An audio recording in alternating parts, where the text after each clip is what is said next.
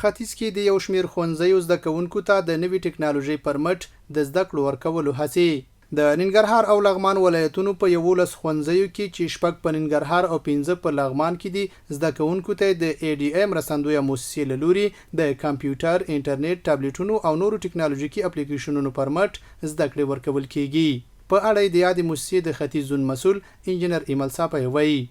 د دې ټریننګ په ذریعہ باندې زمونږ زده کوونکي په نورو ولسوالیو کې چې دغه پروژه موږ تطبیقوو د هغې زده کوونکو سره وصل کیږي د انټرنیټ له طریقه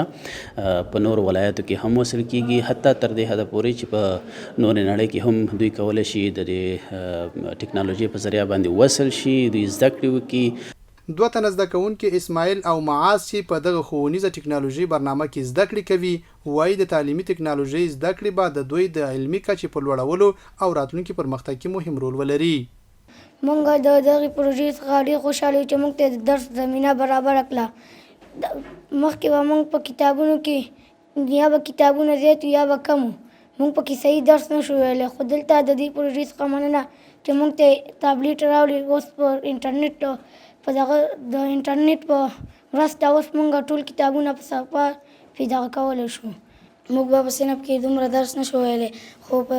دلته په کمپیوټر لیب کې موږ ښه درس وایو، خو په انټرنیټ یې هم ویلی شو. مخکې به انټرنیټ نه ټابلیټ به نه انټرنیټ هېڅ شی هم نه و، اوس انټرنیټ هر څه شته، اوس په انټرنیټ هر څه ویلی شو، هره پوښتنه جوابولی شو په انټرنیټ. د ننګرهار پوهنې ریاست مرستیال مولوي محمد صادق هاشمي بیا وایي په نننۍ نړۍ کې تعلیم او ټکنالوژۍ ته اړتیا ډیره ده او اسلامي امارت زده کوونکو ته په عصري ټکنالوژۍ زده کړو ورکولو ته ژمن دی. لکه نن سبا چې نړیواله ټکنالوژي ډیره زیاته پرمختګ لري، نو په موږ مسلمانانو باندې دا فرضي خبره ده، یو فرضي او واجبي امر دی په اهمیت کې چې دغه استعداد او تیاری دا به موږ کوو. او د معارف ریاست چې دی او بیا بالخصوص د افغانستان اسلامي امارت